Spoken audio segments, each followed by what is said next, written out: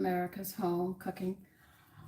I'm going to show you how to make your own all-purpose flour. A lot of people have come through because I have a YouTube channel and I watch things on YouTube.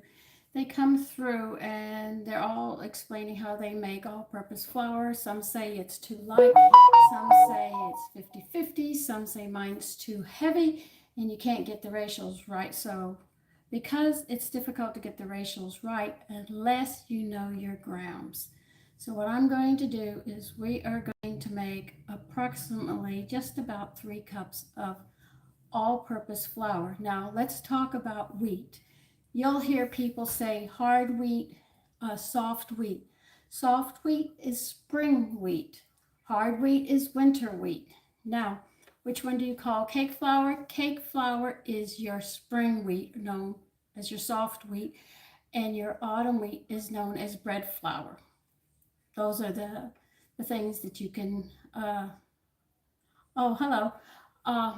So if you hear spring wheat, winter wheat, or you hear hard wheat, soft wheat, you're talking about cake flour and bread flour. Now we're going to put into a food processor. Listen, you can sift this, but I would recommend sifting it 2 or 3 times to make sure it's thoroughly mixed. That's all you need is cake flour and bread flour, and you're going to end up making this dish. Well, actually, this flour. So we're going to take 1.5 cups of bread flour. Hold on. I'm going to have to turn you down so I'm not going to be actually to see you. So I'm going to be adding, and I'm going to make a mess too while I'm at it. Now, the one thing you have to do is you're going to have to level this flour off, because if you don't, you're not going to get it right. And you don't want to pack it. You're just putting it into a measuring cup. That's all. Don't shake it. Don't rattle it down. You could overpack it and then just level it off. Take a blunt end of a knife, butter knife, or oh, what do we call those things? The thing you frost the cakes with. I can't think of the name of it right now. It's a special equipment that you have. So there's 1 cup. I am making a mess. I want you to know that. So I'm going to show you how to do this because we had to learn these. These are tricks, but I've watched everybody give you the wrong measurements. So I investigated how to change all this over so I can make it, because I'm not good at grams either. All right, so we have 1.5 cups of bread flour here. And we're going to put this to the side as soon as I get this excess in here. Now that's what you call 60 grams. No, that's 70 grams of bread flour, sorry. Now we're going to go to the cake flour.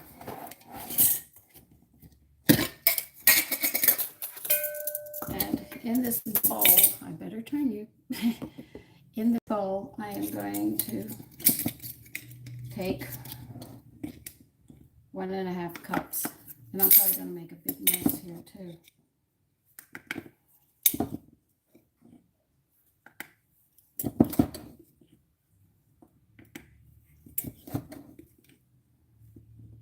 So we have 70 grams is 1/2 cup of bread flour.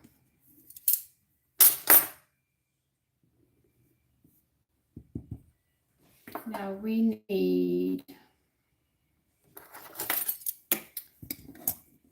1.5 cups of cake flour, because this is our spring wheat. And then I'll show you how to get the right measurements. But first I have to do all this first.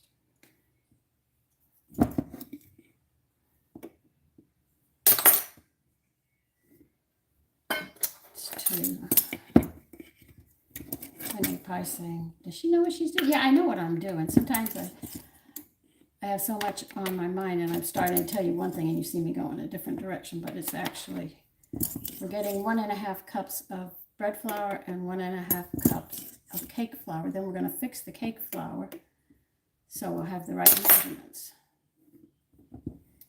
All right.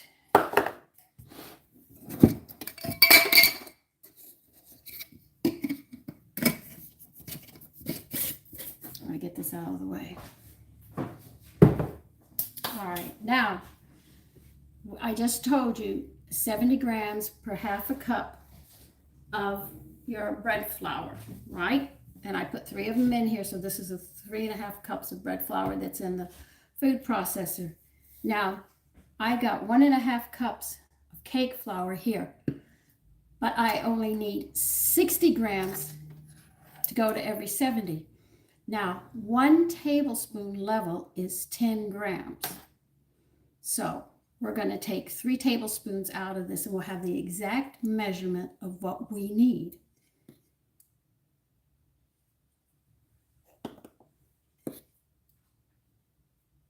You see, cake flour is 60 grams, bread flour is 70 grams. But 1 tablespoon of ours is 10 grams, and that's how you take it away. So now I have the actual ratio of 70 grams bread flour per half cup and 60 grams per half a cup of cake flour. You put them in together. This makes the perfect all-purpose flour that you use. Okay, now I'm going to plug it in. We're going to blend this up. Now, if you don't have a food processor, by all means, you can sift it. There's no problems with that. And we'll also be aerating at the same time when we do it. I'm just going to mix it. That's it. That's how you make this. Very easy, very simple.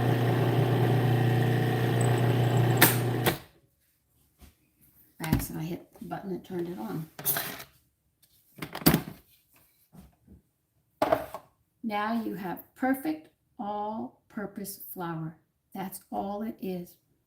So if you want to make it and you can't read, the real recipe is actually 70. This is for every ratio of a half a cup. Well, actually to a cup, because it's almost 50-50 of each. To make 1 cup of all-purpose flour, you need 70 grams of bread flour. That equals a half a cup.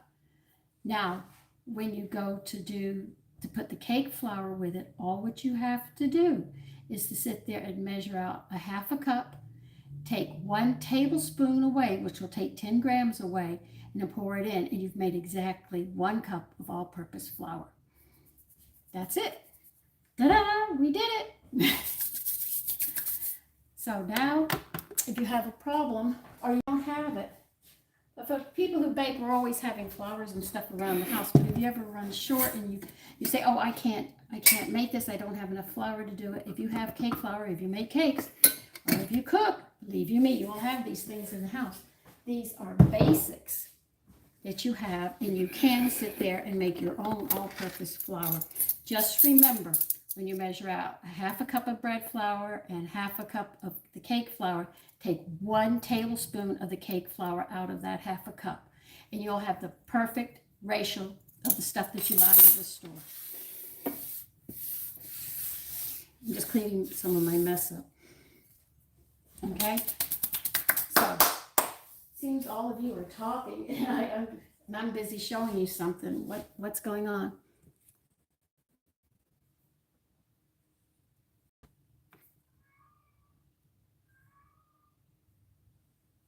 You are very welcome, S. Arch. And hi, Moonshell. Okay, but anyway, that's how you do it. I have to put it in my container now. But I've got to clean up my mess a bit. So always remember, these basics are very, very important. That's why you don't see me unless I'm actually cornered. Like I have the pumpkin pie recipe that I want to make. Now I'm going to tell you one of the ingredients in this. Now remember, I'm making a pumpkin pie. I have to get it started today. I have to make candied yams because it's going in this pumpkin pie. I know, I read the recipe. It really sounds good. And so I'm going to have to make, let's see, tomorrow I've got to make the crust, and it's got to sit in the refrigerator. And today I have to get those candied yams going. I already boiled them. Now I have to candy them. But that's what I'm doing to get this pie, which I know all of you will enjoy, because it sounds like a really good one. I got to put this up.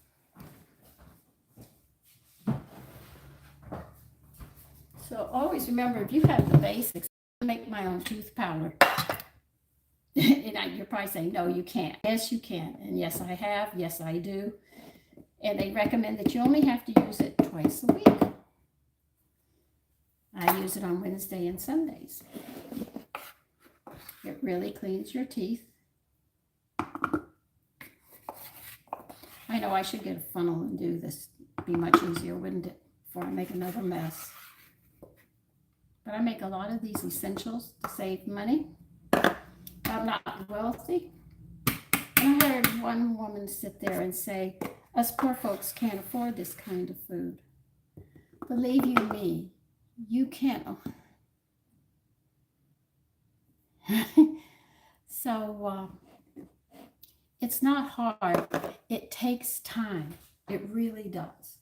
And that's what a lot of people are missing. But if I can make my tooth powder and you pay about probably, what, $5, I spend pennies. I used to spend $40 on detergent, and my girlfriend said, Sandy, here's how you make detergent. Yeah, women talk, we share information. I spend $40 and I go 8 to 9 months, and the only thing I have to buy is Woolite for the delicates and bleach for the whites. Other than that, I use and make my own, and I only use tablespoons of this. I sit there, and if I have milk and heavy cream, I'm set. I can almost do anything. If you have heavy cream and you run out of butter, you can make butter. That's no problem. And if you have a food processor or a mixer, it'll do a good job. If you don't, get a jar, put a little piece of wood in it, shake that heavy cream up. You'll end up with butter any way you look at it. If you buy packaged seasonings, you're wasting money. I don't know how much they cost. I've never bought them. They might be $2, maybe $3 now. Our bottles, you see the bottles of the dressings and stuff. Believe you me, your imagination and where you can go with it goes further than anything you see on that shelf. I make mayonnaise all the time, and I save pennies all the time because I always have the basics. My mother and my grandmother taught me basics. Keep your basics around the house. Keep your basics around the house. I'm finding out that I have sterling silver, no, surgical steel, maybe, yeah, sterling silver, I think, jewelry. I found out I don't have to buy polishes. A friend shared this with me. I love my friends. We share so many things together. She said, Sandy, put some baking soda in a small jar. I said, okay. She says, add water, just enough to make a paste. And you take that paste and you rub it on your silver jewelry. It polishes. And I said, really? Really? She said, really? I said, are you sure? Are you pulling my leg? She said, no, really, really, try it. I tried it. What a lovely way to clean my silver.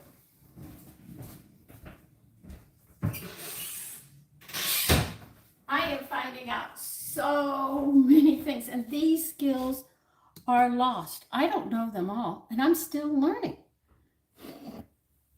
So I remember what my grandmother showed me. I remember how I had to separate. I even had to learn to make my own starch because I couldn't find starch up here.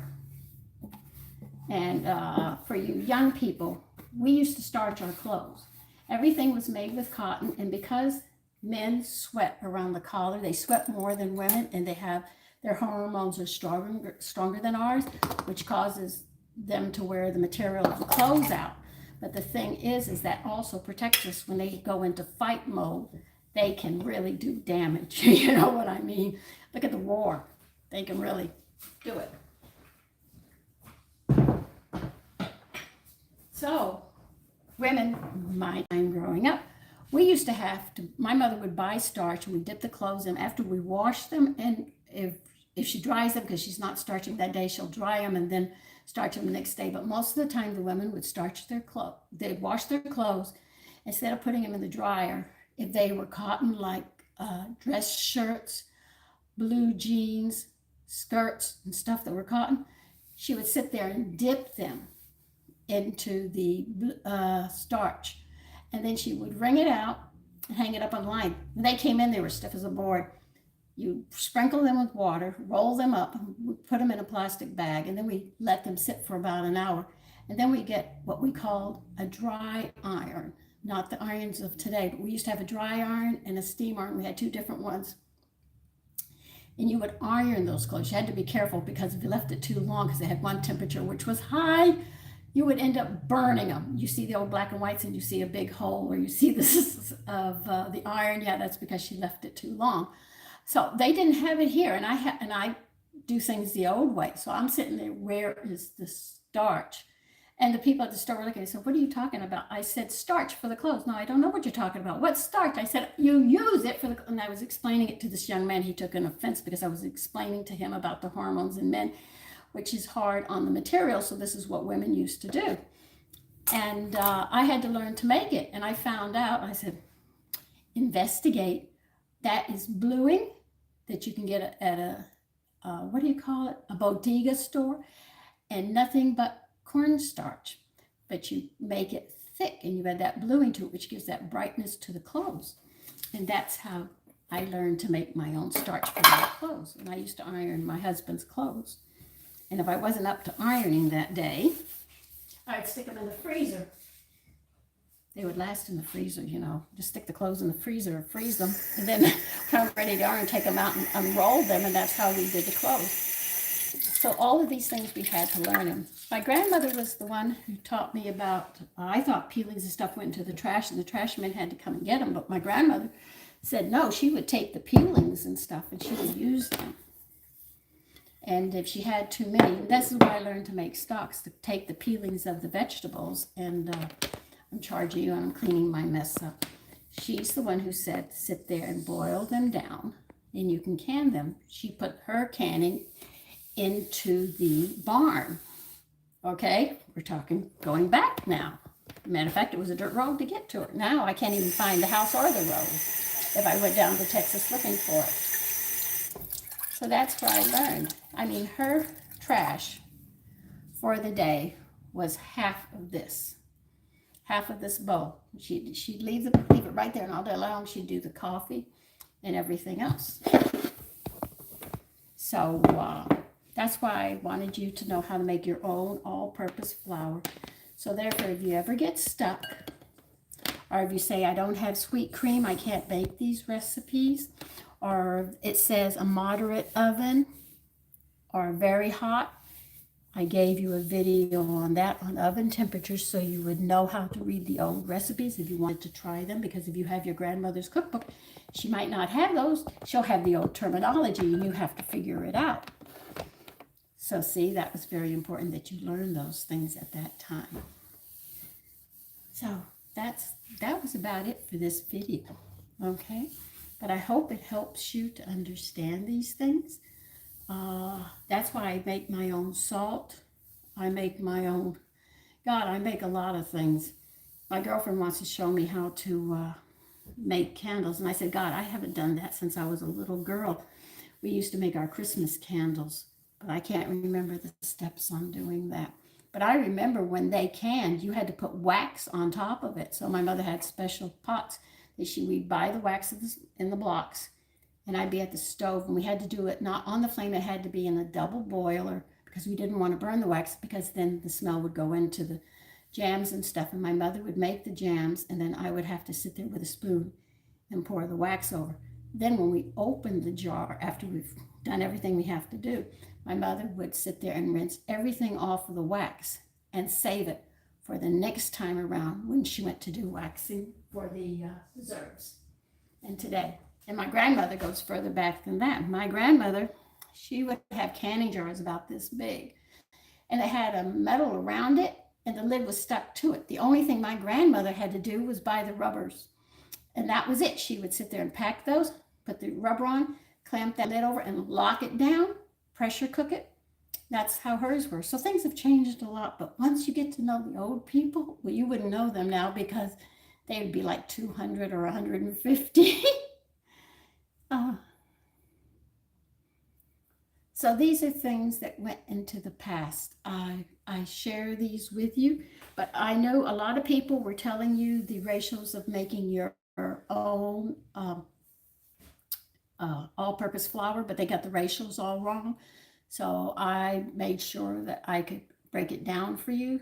Always remember, just to make 1 cup of flour, you have to sit there and use half a cup of your bread flour Then you measure out a half a cup of your cake flour and take 1 tablespoon away, and you'll have that 60 gram to 70 gram, and you won't have any problems. So listen, I want all of you to have a great day, okay? So take care. Bye-bye. This one's over with for now.